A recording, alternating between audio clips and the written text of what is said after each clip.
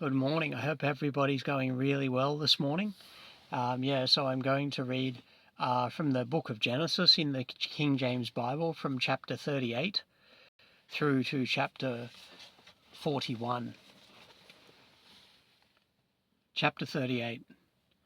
And it came to pass at that time that Judah went down from his brethren and turned into a certain Adullamite, whose name was Hira. And Judah saw there a daughter of a certain Canaanite, whose name was Shua, and he took her and went in unto her, and she conceived and bare a son. And he called his name and she conceived again, and bare a son, and she called his name Onan. And she yet again conceived and bare a son, and called his name Shelah, and he was at Chezib when she bare him. And Judah took a wife for his firstborn, whose name was Tamar. And Judah's firstborn, was wicked in the sight of the Lord, and the Lord slew him. And Judah said unto Onan, Go in unto thy brother's wife, and marry her, and raise up seed to thy brother. And Onan knew that the seed should not be his, and it came to pass, when he went in unto his brother's wife, that he spilled it on the ground, lest that he should give seed to his brother. And the thing which he did displeased the Lord, wherefore he slew him also. Then said Judah to Tamar, his daughter-in-law, Remain a widow at thy father's house, till Shelah my son be grown. For he said, Lest peradventure he die also, as his brethren did. And Tamar went and dwelt in her father's house. And in process of time, the daughter of Shua, Judah's wife, died. And Judah was comforted, and went up into his sheep shearers to Timnath, he and his friend Hira the Adullamite. And it was told Tamar, saying, Behold, thy father-in-law goeth up to Timnath to shear his sheep. And she put her widow's garments off from her, and covered her with a veil, and wrapped herself, and sat in an open place, which is by the way to Timnath. For she saw that Shelah was grown, and she was not given unto him to wife. When Judah saw her, he thought her to be a harlot, because she had covered her face. And he turned unto her by the way, and said, Go to, I pray thee, let me come in unto thee. For he knew not that she was his daughter-in-law. And she said, What wilt thou give me, that thou mayest come in unto me? And he said, I will send thee a kid from the flock. And she said, Wilt thou give me a pledge, till thou send it? And he said, What pledge shall I give thee? And she said, Thy signet, and thy bracelets, and thy staff, that is in thine hand. And he gave it her, and came in unto her, and she conceived by him. And she arose, and went away, and laid by her veil from her, and put on the garments of her widowhood. And Judah sent the kid by the hand of his friend the Adullamite, to receive his pledge from the woman's hand, but he found her not. Then he asked the men of that place, saying, Where is the harlot that was openly by the wayside? And they said, There was no harlot in this place. And he returned to Judah, and said, I cannot find her. And also the men of the place said, that there was no harlot in this place. And Judah said, Let her take it to her, lest we be shamed. Behold, I sent this kid, and thou hast not found her. And it came to pass about 3 months after, that it was told Judah, saying, Tamar, my daughter-in-law, hath played the harlot, and also, behold, she is with child by whoredom. And Judah said, Bring her forth, and let her be burnt. When she was brought forth, she sent to her father-in-law, saying, By the man whose these are, am I with child? And she said, Discern, I pray thee, whose are these, the signet and bracelets and staff? And Judah acknowledged them, and said, She hath been more righteous than I, because that I gave her not to Shelah my son. And he knew her again no more. And it came to pass in the time of her travail, that, behold, twins were in her womb. And it came to pass, when she travailed, that the one put out his hand, and the midwife took and bound upon his hand a scarlet thread, saying, This came out first. And it came to pass, as he drew back his hand, that, behold, his brother came out, and he said, How hast thou broken forth? This breach be upon thee. Therefore his name was called Phares. And afterward came out his brother, that had the scarlet thread upon his hand, and his name was called Zara. Chapter 39. And Joseph was brought down to Egypt, and Potiphar, an officer of Pharaoh, captain of the guard, an Egyptian, bought him of the hands of the Ishmaelites, which had brought him down thither. And the Lord was with Joseph, and he was a prosperous man, and he was in the house of his master the Egyptian. And his master saw that the Lord was with him, and that the Lord made all that he did to prosper in his hand. And Joseph found grace in his sight, and he served him, and he made him overseer over his house and all that he had put into his hand. And it came to pass from the time that he had made him overseer in his house, and over all that he had, that the Lord blessed the Egyptian's house for Joseph's sake. And the blessing of the Lord was upon all that he had in the house and in the field. And he left all that he had in Joseph's hand. And he knew not aught he had save the bread which he did eat. And Joseph was a goodly person, and well favoured. And it came to pass after these things, that his master's wife cast her eyes upon Joseph, and she said, Lie with me. But he refused, and said unto his master's wife, Behold, my master wotteth not what is with me in the house, and he hath committed all that he hath to my hand. There is none greater in this house than I, neither hath he kept back anything from me but thee, because thou art his wife. How then can I do this great wickedness and sin against God? And it came to pass, as she spake to Joseph day by day, that he hearkened not unto her, to lie by her, or to be with her. And it came to pass about this time, that Joseph went into the house to do his business, and there was none of the men of the house there within. And she caught him by his garment, saying, Lie with me. And he left his garment in her hand, and fled, and got him out. And it came to pass, when she saw that he had left his garment in her hand, and was fled forth, that she called unto the men of her house, and spake unto them, saying, See, he hath brought in an Hebrew unto us to mock us. And he came in unto me to lie with me, and I cried with a loud voice. And it came to pass, when he heard that I lifted up my voice and cried, that he left his garment with me, and fled, and got him out. And she laid up his garment by her, until his lord came home. And she spake unto him according to these words, saying, The Hebrew servant which thou hast brought unto us came in unto me to mock me. And it came to pass, as I lifted up my voice and cried, that he left his garment with me, and fled out. And it came to pass, when his master heard the words of his wife, which she spake unto him, saying, After this manner did thy servant to me, that his wrath was kindled. And Joseph's master took him, and put him into the prison, a place where the king's prisoners were bound, and he was there in the prison. But the Lord was with Joseph, and showed him mercy, and gave him favour in the sight of the keeper of the prison. And the keeper of the prison committed to Joseph's hand all the prisoners that were in the prison, and whatsoever they did there, he was the doer of it. The keeper of the prison looked not to anything that was under his hand, because the Lord was with him, and that which he did, the Lord made it to prosper. Chapter 40.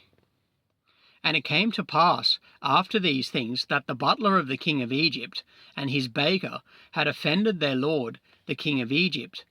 And Pharaoh was wroth against two of his officers, against the chief of the butlers, and against the chief of the bakers. And he put them in the ward, in the house of the captain of the guard, into the prison, the place where Joseph was bound.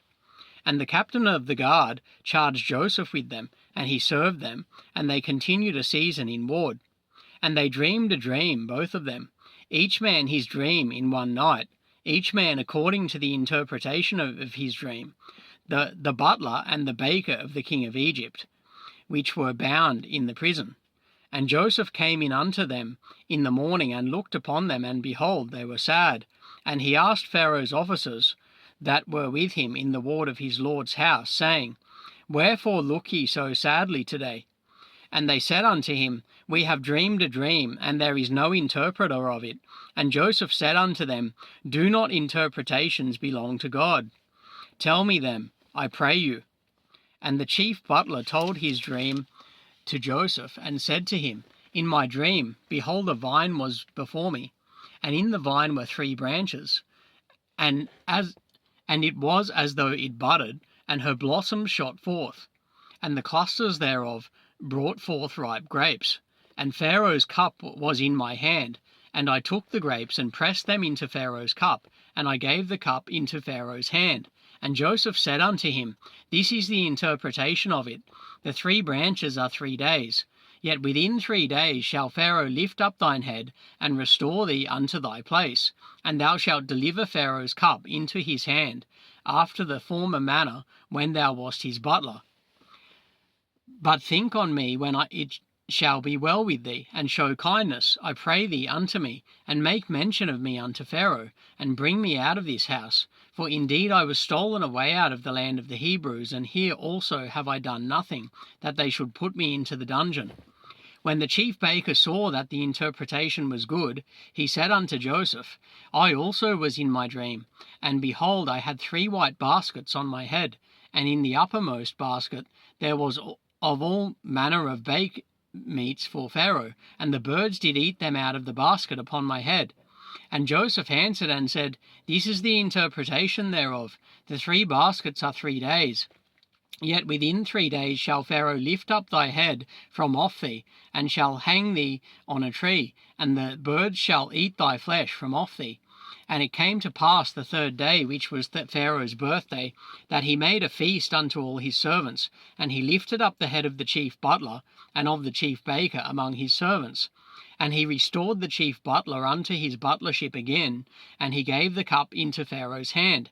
But he hanged the chief baker as Joseph had interpreted to them. Yet did not the chief butler remember Joseph, but forgat him. Chapter 41. And it came to pass at the end of 2 full years, that Pharaoh dreamed, and behold, he stood by the river. And behold, there came up out of the river 7 well-favoured kine, and fat-fleshed, and they fed in a meadow. And behold, 7 other kine came up after them out of the river, ill-favoured and lean-fleshed, and stood by the other kine upon the brink of the river. And the ill-favoured and lean-fleshed kine did eat up the 7 well-favoured and fat kine. So Pharaoh awoke, and he slept and dreamed the 2nd time, and behold, 7 ears of corn came up upon one stalk, rank and good. And behold, 7 thin ears, and blasted with the east wind, sprung up after them. And the 7 thin ears devoured the 7 rank and full ears. And Pharaoh awoke, and behold, it was a dream. And it came to pass in the morning, and his spirit was troubled, and he sent and called for all the magicians of Egypt, and all the wise men thereof. And Pharaoh told them his dreams, but there was none that could interpret them unto Pharaoh. Then spake the chief butler unto Pharaoh, saying, I do remember my faults this day. Pharaoh was wroth with his servants, and put me in ward in the captain of the guard's house, both me and the chief baker. And we dreamed a dream in one night, I and he. We dreamed each man according to the interpretation of his dream. And there was there with us a young man, a Hebrew, servant to the captain of the guard, and we told him, and he interpreted to us our dreams. To each man according to his dream he did interpret. And it came to pass, as he interpreted to us, so it was me he restored unto mine office, and him he hanged. Then Pharaoh sent and called Joseph, and they brought him hastily out of the dungeon. And he shaved himself, and changed his raiment, and came unto Pharaoh. And Pharaoh said unto Joseph, I have dreamed a dream, and there is none that can interpret it. And I have heard of thee, that thou canst understand a dream to interpret it. And Joseph answered Pharaoh, saying, It is not in me. God shall give Pharaoh an answer of peace. And Pharaoh said unto Joseph, In my dream, behold, I stood upon the bank of the river, and behold, there came up out of the river 7 kine, fat-fleshed and well-favoured, and they fed in a meadow. And behold, 7 other kine came up after them, poor and very ill-favoured and lean-fleshed, such as I never saw in all the land of Egypt for badness. And the lean and the ill-favoured kine did eat up the first 7 fat kine, And when they had eaten them up, it could not be known that they had eaten them, but they were still ill-favoured, as at the beginning. So I awoke, and I saw in my dream, and behold, 7 ears came up in one stalk, full and good. And behold, 7 ears withered thin, and blasted with the east wind, sprung up after them. And the thin ears devoured the 7 good ears. And I told this unto the magicians, but there was none that could declare it unto me. And Joseph said unto Pharaoh, The dream of Pharaoh is one. God hath showed Pharaoh what he is about to do. The 7 good kine are 7 years, and the 7 good ears are 7 years. The dream is one. And the 7 thin and ill-favoured kine that came up after them are 7 years, and the 7 empty years, blasted with the east wind, shall be 7 years of famine. This is the thing which I have spoken unto Pharaoh. What God is about to do, he showeth unto Pharaoh. Behold, there come 7 years of great plenty throughout all the land of Egypt, and there shall arise after them 7 years of famine, and all the plenty shall be forgotten in the land of Egypt, and the famine shall consume the land, and the plenty shall not be known in the land by reason of that famine following, for it shall be very grievous. And for that the dream was doubled unto Pharaoh twice. It is because the thing is established by God, and God will shortly bring it to pass. Now therefore let Pharaoh look out a man discreet and wise, and set him over the land of Egypt. Let Pharaoh do this, and let him appoint officers over the land, and take up the 5th part of the land of Egypt in the 7 plenteous years. And let them gather all the food of those good years that come, and lay up corn under the hand of Pharaoh, and let them keep food in the cities, and that food shall be for store to the land against the 7 years of famine, which shall be in the land of Egypt, that the land perish not through the famine. And the thing was good in the eyes of Pharaoh, and in the eyes of all his servants. And Pharaoh said unto his servants, Can ye find such a one as this is, a man in whom the Spirit of God is? And Pharaoh said unto Joseph, Forasmuch as God hath showed thee all this, there is none so discreet and wise as thou art. Thou shalt be over my house, and according unto thy word shall all my people be ruled. Only in the throne will I be greater than thou. And Pharaoh said unto Joseph, See, I have set thee over all the land of Egypt. And Pharaoh took off his ring from his hand, and put it upon Joseph's hand, and arrayed him in vestures of fine linen, and put a gold chain about his neck. And he made him to ride in the 2nd chariot which he had, and they cried before him, Bow the knee, and he made him ruler over all the land of Egypt. And Pharaoh said unto Joseph, I am Pharaoh, and without thee shall no man lift up his hand or foot in all the land of Egypt. And Pharaoh called Joseph's name Zaphnath-Paneah, and he gave him to wife Asenath, the daughter of Potiphera, priest of On. And Joseph went out over all the land of Egypt.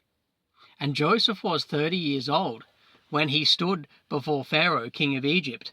And Joseph went out from the presence of Pharaoh, and went throughout all the land of Egypt. And in the 7 plenteous years the earth brought forth by handfuls, and he gathered up all the food of the 7 years, which were in the land of Egypt, and laid up the food in the cities. The food of the field, which was round about every city, laid he up in the same. And Joseph gathered corn as the sand of the sea, very much, until he left numbering, for it was without number. And unto Joseph were born 2 sons, before the years of famine came, which Asenath, the daughter of Potiphera, priest of On, bare unto him. And Joseph called the name of the firstborn Manasseh, for God said, He hath made me forget all my toil, and all my father's house. And the name of the second called he Ephraim, for God hath caused me to be fruitful in the land of my affliction. And the 7 years of plenteousness that was in the land of Egypt were ended, and the 7 years of dearth began to come, according as Joseph had said, and the dearth was in all the lands was in all lands, but in all the land of Egypt there was bread. And when all the land of Egypt was famished, the people cried to Pharaoh for bread. And Pharaoh said unto all the Egyptians, Go unto Joseph, what he saith to you do. And the famine was over all the face of the earth.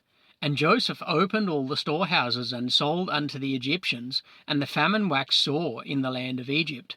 And all countries came into Egypt to Joseph, for to buy corn, because that the famine was so sore in all lands.